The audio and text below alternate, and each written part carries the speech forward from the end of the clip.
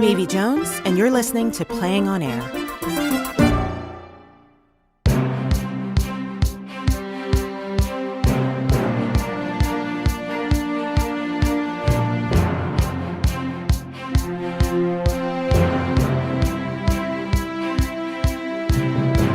You're about to hear a world premiere, JFK Taxi, by Aurin Squire.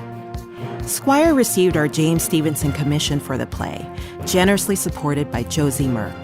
He is also a co-executive producer on TV's Evil and The Good Fight, and Showtime is currently developing All Her Little Secrets, a 1-hour limited series drama based on Squire's pilot adaptation of a best-selling novel.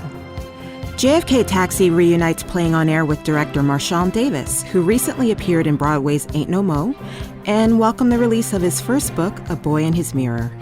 JFK Taxi also introduces you to lively talents new to Playing on Air: Toney Goins, Kerry Warren, and Louis Mustillo. We'll check in with Marchánt and the cast after Aurin's fantastical comedy.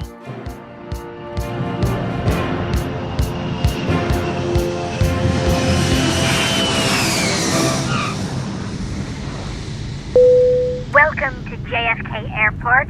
The time is 1:15 a.m. We thank you for flying JetBlue. We also want to thank you for shopping at Whole Foods, because that's what you probably do if you're flying with us. Please take your Lululemon bags from the overhead compartment. Some items may have shifted in flight, and your kombucha blend might have spilled onto someone's Himalayan salt lamp or silk kimono. So be careful. And for the poor people in the back of the flight who would normally fly Spirit Airlines, thank you for not staining the carpet. You will be escorted out of a separate exit, which is an emergency slide onto the runway. We figured this was in keeping with your normal Spirit Airlines experience. For those of you visiting, have a safe and happy stay in New York City. For those of you returning home, Well, that was an elaborate exit speech. It did have a lot of, personality. God, I'm so groggy. You had a good nap? Yeah, it was unusual. I don't normally fall asleep on a plane. Me neither. I was out too. Oh, honey? What? David, behind you. Watch out for that lady's, emotional support pet thing? Yeah, I see it. Wait, is that a miniature giraffe? No. It's probably just an upright dog with a long neck. Adrian, that looks like a tiny giraffe. No, I saw a story about these new dogs that are shaped by biotech GMO stuff. You can get a dog shaped like a car or a tree or a giraffe or even a champagne glass. What will they think of next? Come on, let's go and grab an Uber. Babe, my phone isn't working. Can you call the Uber? My phone isn't working either. Maybe we're in a dead spot. There's a sign pointing us to the Uber area. Maybe we can call from there. Honey, I don't think that's for Uber. I think that's for something else. But there's a sign that says go upstairs. Maybe it's a new area. Let's go so we can get home and pass out. God, I feel so funny. Me too. I think we slept weird. Slept weird? What's that? When you sleep for too short a period and you wake up weird. Like everything is slightly off. You're not in a dream, but you're also in a reality that's askew. It's scientific. Oh, well, it was a really long greeting from the flight attendant. Yeah. And then we saw that baby giraffe. Honey, that wasn't a baby giraffe. That was a dog designed like a baby giraffe. And our phones being dead, and now this walkway I have never seen before in my life. We're just a bit delirious. I think this is the door for the Uber pickup area. There's no one here. And this doesn't look familiar. Calm down, there's an airport worker. I don't think that's a worker. Sure it is, he has a name tag. Why is he dressed in a hoodie and sweatpants? Is the new JFK employee uniform supposed to look like the Unabomber? Excuse me, is this the way for... Thank you. See, I knew it. David, that guy looked weird. Weird how? Didn't it look like he had a what? Lazy eye? something on his back? What, like a hump? Maybe, or a tail? A tail. No, I didn't see that. I am so out of it. Told you. Slept weird. Stop saying that. And now these Uber cars, they look funny too. I know, they're all yellow. And old. Wait, I know what these are. I've seen them in old TV shows and movies, baby. These are taxis. Taxis? Taxis! Taxis. Spell it. Taxi. What are you doing? Looking it up in the App Store? There's no app. These are public automobiles that take you to wherever you need to go. You mean like buses? They are, but they're private. They're exactly like Uber, but not as efficient, and they're yellow. Oh my God, I remember these things now. Taxis. Oh, wow. Wow! Wow, taxis. Okay, let's walk back and get an Uber. No, wait! David, I'm tired. It's nice to see these taxis. It's very nice and wonderful, but I want to go home. What if we were to take one of these taxis? You want us to take a taxi to an Uber? No, a taxi can take us home. All the way. That sounds so exotic. Like something our parents would do. Right? Like drinking whole milk, using landline phones, or playing with asbestos. A taxi? A taxi? Well, I mean, how would we go about using a taxi? Well, in movies, you just call out taxi, or wave your hand, or whistle, or... Taxi! Taxi! Taxi! Baby, no one claps at a taxi. Why not? It's insulting. Those are the rules. Those are stupid rules. Maybe if you clapped at taxis, people would still be using them. It doesn't matter because at an airport, you don't have to wait for one. You go to the taxi stand. An attendant calls one for you. But there's nobody here. You still have to go through the taxi stand. So I gotta walk through the maze and wait for someone to appoint me a taxi when they're all standing there? It'll be fine. You just walk up to the taxi stand. Right. Fine. Oh my God. What is it? The taxi guy looks ancient. Don't be ageist. Hello, sir. Welcome to JFK Airport taxi stand. You must be lost and looking for the Uber pickup spot. Yes. No, we are here on purpose. Oh. For a taxi. Oh. And we would like it if you assigned us a taxi to take. Oh. Well, my name is Stan. Let me get the form that I will then fill out and triplicate stamp certify and then assign you a taxi. Just give me a minute to find this form here. I'm starting to think you're right about the sleeping weird part. Why? Because I think this guy has something on his back, too. No, that's just a goiter on his back. A goiter that extends all the way down and into his pants? Honey, it looks like a tail. And what was that noise he made? It was very creepy and not human. It's just part of the charm of taking a taxi. Can we just go back and take an Uber or a Lyft or even that weird ride app that nobody uses like Via? Come on, this'll be fun. Name? David Hammond. Adrian Lynne. Age? 22 and 24, respectively. Oh. Gen Zers. Guilty as charged. Marital status? What does this have to do with the taxi? Just a standard form. Marital status? We're together, But not married yet. but taking our time, But not too long of a time because that would be really annoying and disrespectful. but not rushing into it because that would be irresponsible. But not like our parents who got married in their early 20s and seem to be doing just fine. So maybe it's more to do with the individual's fear of commitment than this mythical thing guys call the right time, which is just an excuse to string a girl along. So, marital status? It's complicated. I don't know what that means. I only got boxes for married, single, divorced, annulled, widowed, excommunicated by the Catholic Church, and CIW. What's CIW? Oh, that stands for captured in war.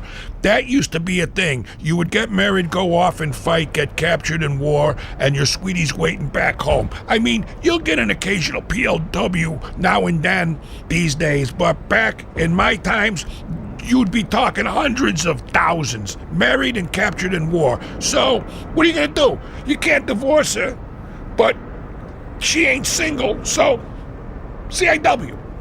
Wow. You really need all this info for a taxi? It's old school.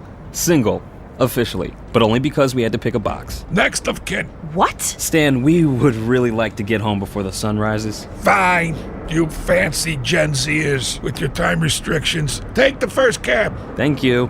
Yes, and Stan, may I ask you a question? What Go are you ahead. doing? It's about your back. Oh, Lord. What about it? Well, I wanted to know if, I don't know how to say this. Then don't say it. What about my back? Honey, I am begging you not to say it. Well, it looks like you have a strong back for a man of your age. Oh, that's sweet. Have a good night. You too, human. What? I said you too, sweetie. No, you didn't. Thank you, Stan. He said human. What does that mean? Never mind, just keep walking to the taxi. Good evening. I'm Leo. Welcome to my cab. Is something wrong? He has it too. No, we're just tired. He has the same thing, just like Stan. It's just weird sleep. Good evening, Leo. Where are we going? 72 Devo. That's in Williamsburg. Got it. You want to punch it into your GPS? My mind is the GPS. Wow. Yeah. See? Isn't this great? A real New York taxicab experience with a veteran cabbie. Here we go. Hold your horses, folks.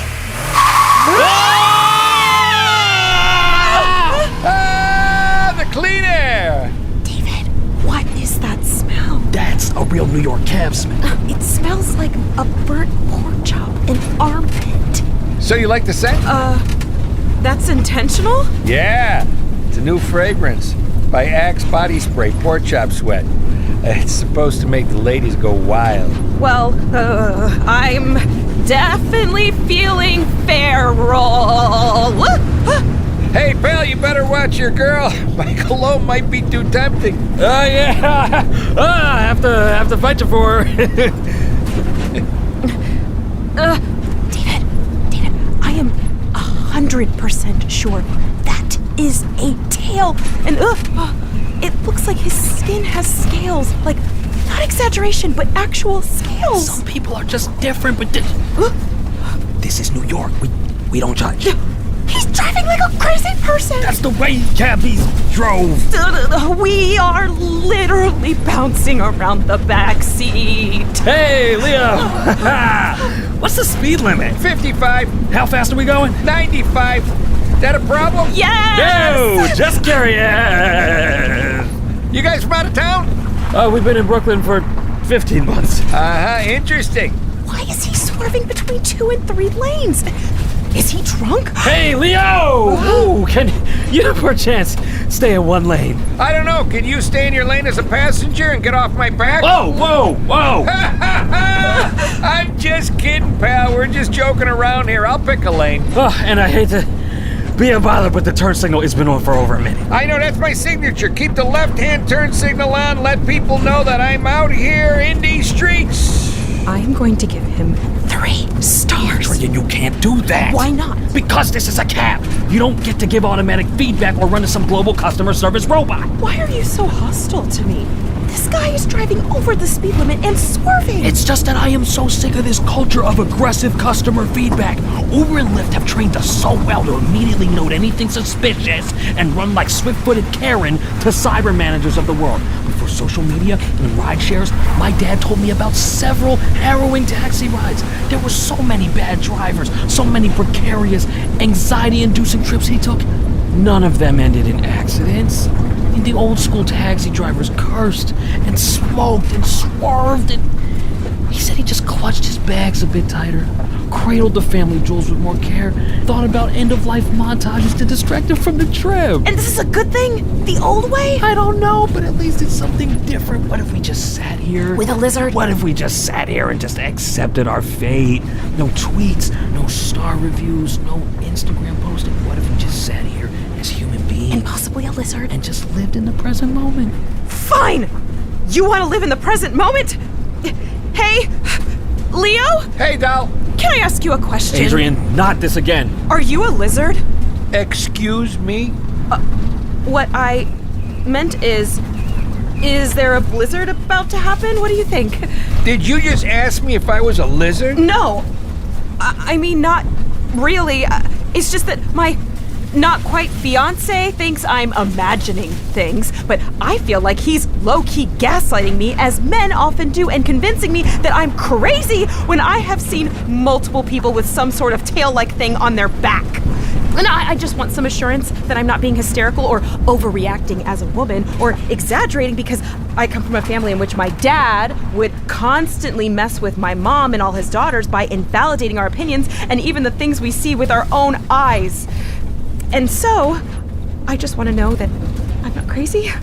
I just want someone tonight to see what I'm seeing, or to at least explain what I'm seeing, so as opposed to dismissing me as some silly woman who just needs some sleep or Papa Xanax. So, did you just ask me if I was a lizard? I'm a crazy woman. You know, it's offensive to call us that. Call you what? We prefer the term reptile American. It covers a wider scope of our diaspora. Oh, Leo, you're funny. You're very funny. I'm not joking. Are you serious? I'm serious. Dead ass? No fooling? No fooling. So that's a tale? We don't call them that, but according to you guys, sure. Wait, is this really happening? Yes. Is this really happening right now? Yes. No, honey, maybe it's your time of the month. I have never said that to you. But you've implied it. Hey, folks, how about some music to soothe you? Turn the radio off! If this is not a dream or a weird delusion, then I'm in charge. And I want to know your story. Well, I was born to a happy middle-class family. No, I want to know why and how a lizard, a reptile American, is driving a taxi. Well, no one else wants the job. That does not explain things. Are there other reptile Americans walking around and driving around? Sure, I'm not the only one. And a lot of you are taxi drivers? In New York City, yes. Also, horse-drawn carriage drivers. What the hell, Leo? Stop pranking my girlfriend. I'm not pranking her. If you're not pranking her, prove that you're a... You know. You want proof, man? Fine. Here. Please don't do that again! Now do you believe me? Oh, holy mother. But how did this happen? Well, lizard people, as you call them, have lived underground in New York City for centuries. We were around when the place was still called New Amsterdam. I remember the Dutch, the Welsh, the Scots, and Flemish. I remember all of them. And by the way, your street is pronounced Devo, not Devo. Okay, fine, but the lizard part. Right. So we were here, but then we went underground. And we tried to build our own underground New York City, a flip side to above ground New York City. But it was pretty annoying. The drilling, the hammering, the constant sewage overflow you guys were doing made underground New York intolerable.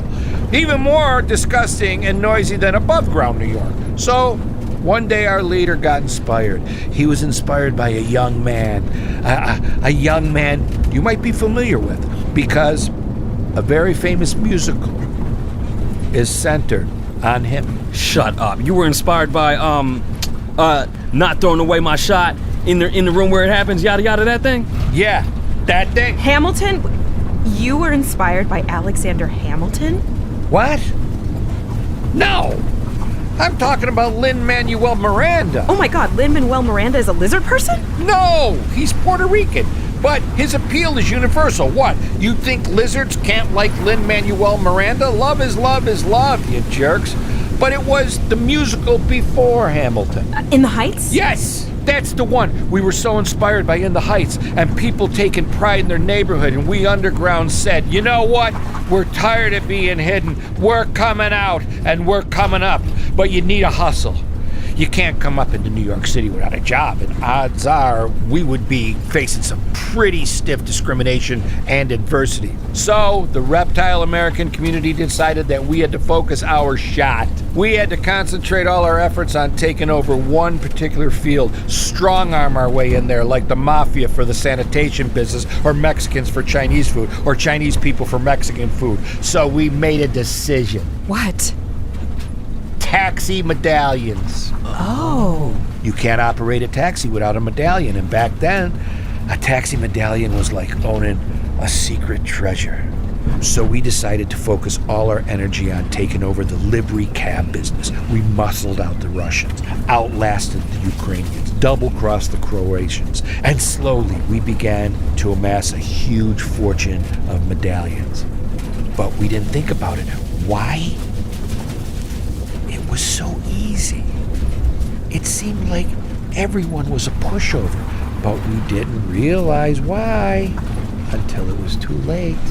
Oh. Uber. Yes. Taxi drivers were handing over these medallions for $500, and we thought we really scared them, but they were hustling us. And before we realized it was too late. Uber launched. We owned all these medallions, and they were worthless. But we were stuck. We had the certificates and the yellow cabs. were going for pennies on a dollar. So we all started just driving them. So you're saying most of the cabs in New York City are now being driven by lizards? Some lizards, some geckos, it's a mix. Leo, why are you telling us all this? Because no one's ever going to believe you if you say anything. Why? Because you're a lizard? No, because you took a cab from JFK. I mean, who does that anymore? Well, what if I tweeted about it? David, I thought you were against tweeting. This is an epic story. No, honey, just leave the kind lizard in peace. I thought we were trying to do this the old-fashioned way. Honey, I have been collecting these old-fashioned experiences for my podcast. No, David, not another podcast. You only have 10 followers. Yeah, but stories like this will grow my base. Think about the retweets and the likes when people find out that lizard people are running the airport taxis. Reptile American, and you're a green-eyed monster, yup. What? That's the problem with you humans. Everywhere you go, you're looking for an opportunity to exploit rather than a community to join. That's why we underground could never trust you. Then I guess you shouldn't have trusted us with your story. Well, you leave me no choice then. Get ready for some weird sleep. No, Leo. What's happening? Have a good night, Dave and Adrian.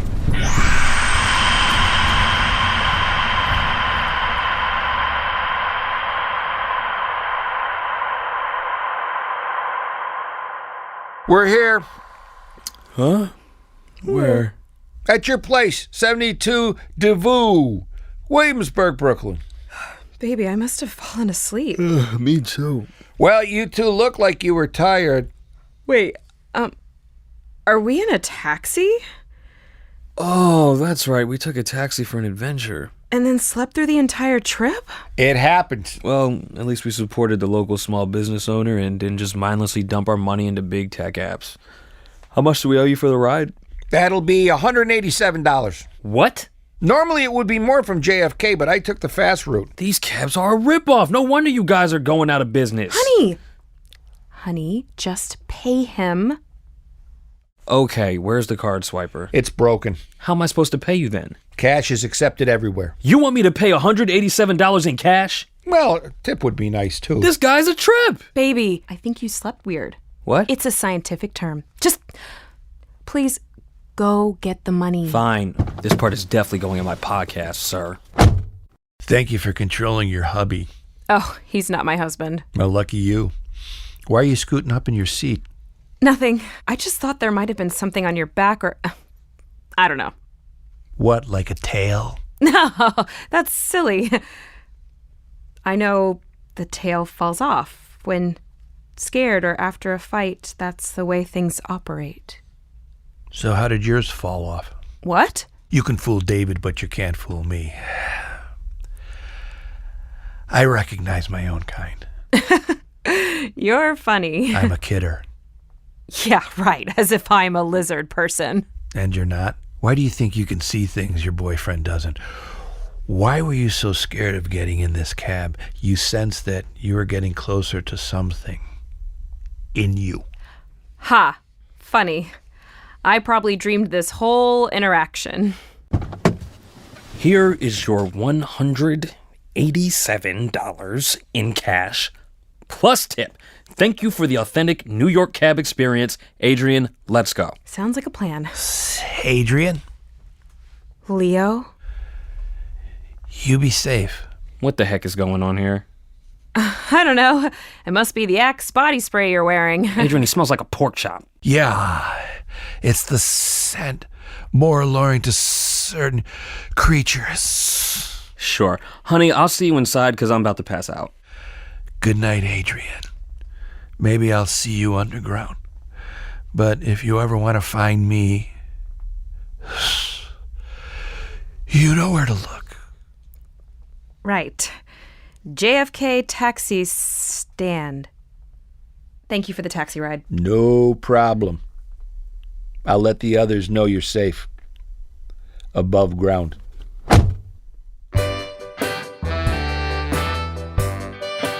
You've just heard JFK Taxi, written by Aurin Squire and directed by Marchánt Davis. It starred Toney Goins as David, Kerry Warren as Adrian, and the multifaceted Louis Mustillo as the flight attendant, taxi stand Stan, and Leopold. Special thanks to Josie Merck, the sponsor of the James Stevenson Commission for Short Comedic Plays, for making new comedic short American plays like this one possible.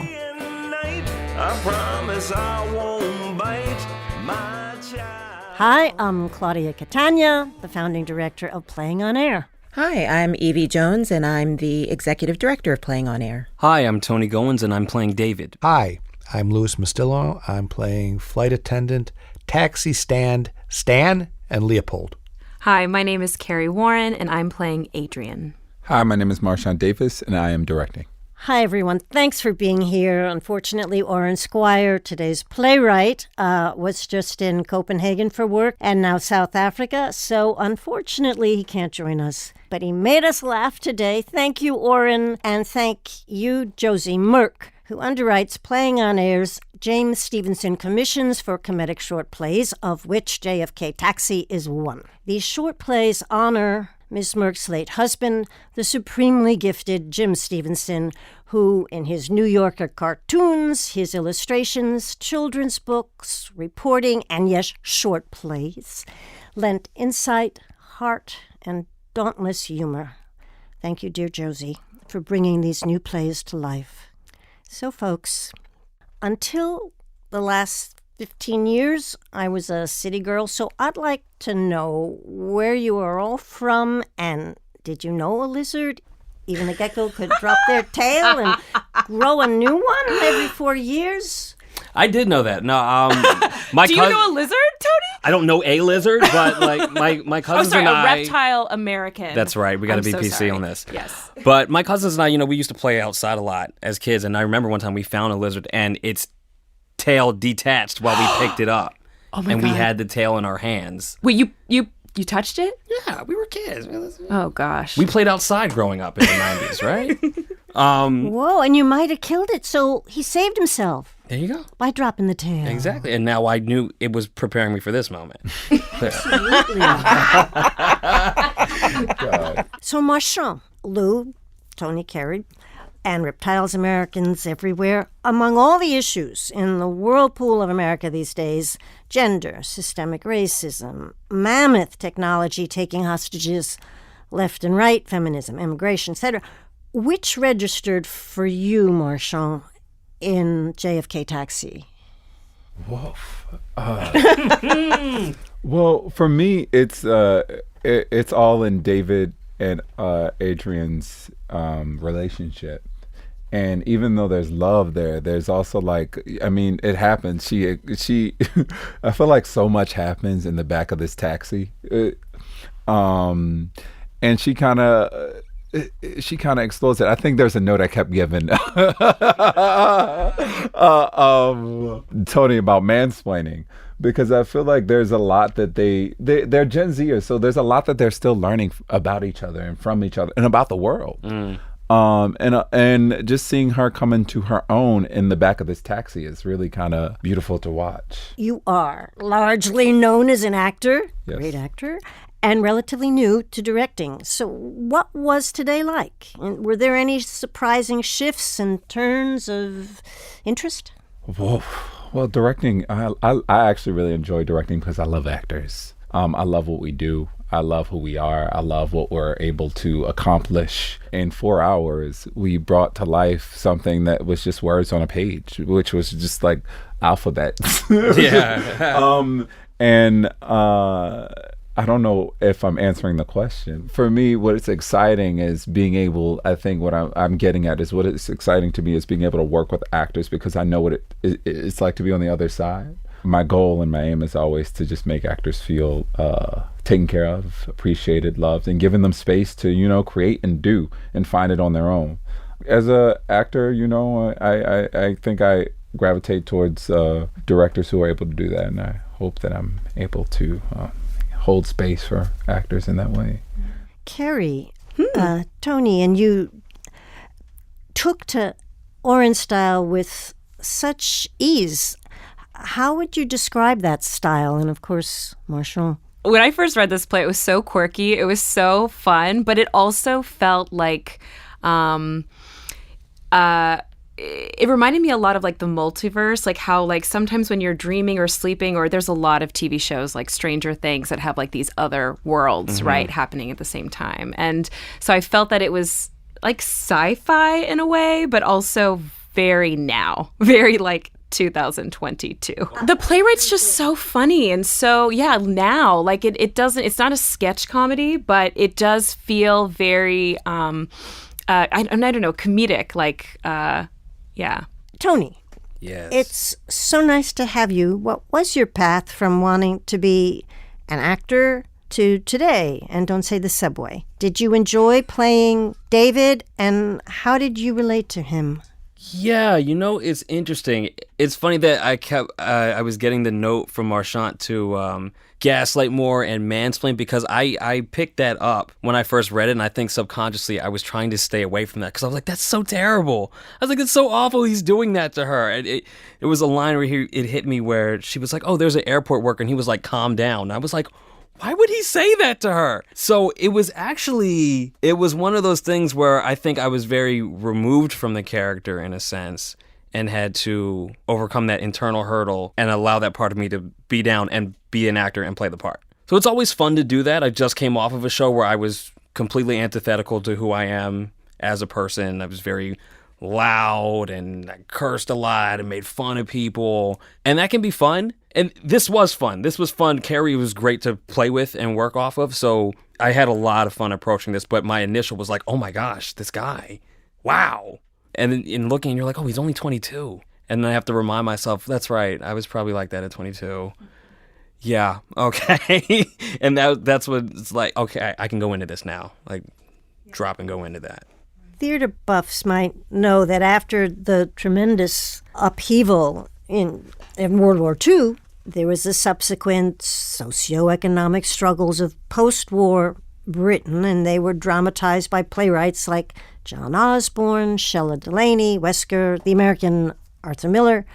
And people use the phrase kitchen sink drama. So for people who don't know, basically kitchen sink drama was portrayals of ordinary people in tough personal circumstances. And before then, people didn't go to the theater to see a guy in boxer shorts ironing a shirt in his dingy kitchen. So now, after a very different kind of war, Iraq, Afghanistan, that was 5 times longer, and very different kinds of social and economic upheaval, do you think that the new styles that Aurin and his contemporaries chose to reflect today, and there were a lot of issues that were brought up in the course of this play.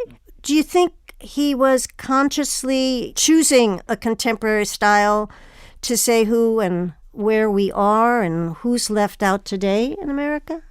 I saw this play the first time I read it as, which I can really identify with, old school versus new school, okay? I cannot give up some of my old school ways. But that's what I really liked about this play, is that I think Stan and Leo, the underground people, represent, I think, poor and minority New York, the people that nobody really pays attention to, people that have to really work hard to get where they're at, harder than anybody with connections, or like he says it, we did it ourselves, we outsmarted everyone and then got hustled. But there was so much old school, new school in that. And it cracked me up when, they don't know what cabs are and stuff. And I see it, because growing up in the restaurant business, I see it a lot in the restaurant business. I see like the type of old school bartender that I was that does not exist anymore. I see the sort of way you're greeted that is totally different now. It's so much more casual now, or non-existent. You know what I mean? And so that's what I really dug about this play, because I got to play the old school people, and I really related to that. Yeah, I think.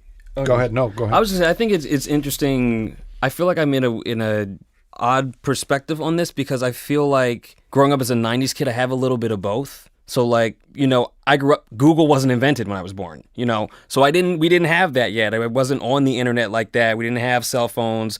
We played outside all the time, but I also grew up learning those things as well. So I kind of, my parents raised me with stuff from the 60s and 70s and 80s and those mentalities. So mixing that with present day and having both sides of those, a part of me is a really interesting place to live in. So when I observe the world, sometimes I feel very jaded and sometimes very in my ways. And I'm like, oh, kids these days. But at the same time, I've also adapted to a lot of these things and I'm able to take on new technology fairly quickly and change, social viewpoints as the time shifts. So it was cool coming into this because I totally see where the old heads are at and I see where the kids are at and trying to fit those puzzle pieces together and imagine, is there a world where those two things coexist? I don't know. But it's cool being in kind of that middle ground. Right. He touched so many things, and he mentioned even ageism, which most young writers do not. Yeah. And it's funny you brought up the Highline, because the Highline, same as Uber, is this great thing in many people's eyes. It's also destroyed a lot of things. Mm-hmm. Yep. I personally, I'm not a fan of. I've never been, and I mean that did a number on small businesses. It did a number on rents. It did. I mean, the Highline. There's a lot of people. Oh yes. That don't. And Uber's got medallion owners jumping out of windows. I mean, you know what I'm saying? So what we know as progress isn't always progress. Sure. I think that's basically what this says. Yeah. In certain speeches in this. I think it's interesting you mentioned ageism because I feel like the David and Adrian, I guess David I feel more with this Gen Z viewpoint of it's all about acceptance. Everything that Adrian brings up that is unacceptable about this cab and this experience, he's like, no, we have to accept these things. We have to be okay with these things. And I know a lot of older folks who will say to me, oh, I just have to accept everything now. And it's cool seeing that, how Adrian's like, no, there are things that I don't want to be in a cab that smells like this. I don't want to be around this weird guy. I don't want to be in a car that's going crazy and driving through. And he's like, no, we just have to accept that. That's the way things are now. Don't be ageist. Don't be this towards him. This is New York. Da-da-da-da-da. So even seeing that internal struggle between the couple of fighting with this complete and total acceptance over everything versus having boundaries, I like that Aurin has put that in there as well. Yeah. He's pretty smart and pretty funny. Oh yeah. Yeah. No, I guess just for Lou, I was thinking, you had 3 roles to wrangle for the play.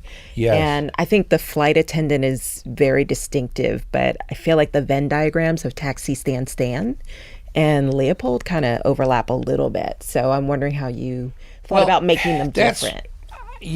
That's what I worked on when I first got the script and to now is finding the voices, and I was conscious a few times when I got a little gravelly as Leo, and I went, oh shit, the little Stan came out. So I hope it was distinct enough. And then I thought, well, also maybe they're both lizards. You know what I mean? You know what I'm saying? So I don't know. If it overlaps a little bit, I mean, From lizards. yeah. But I, at the excuse me line and stuff, there was I thought it was a little too much because I a little too much Stan coming out. But then him and Stan probably hang around. Right. That's great. And I start to, when you start to sound like friends when you hang, like you start to sound like you're picking up your friends' intonations and Absolutely. stuff. Yeah. So, but I hope they were distinct enough. That's all I'm hoping. Lou, you were are great. brilliant. Oh, I appreciate that so much, and I thank you. And this is the thing. I mean, also too, he's ahead of his time in terms of, hey, how long are cabs going to be around?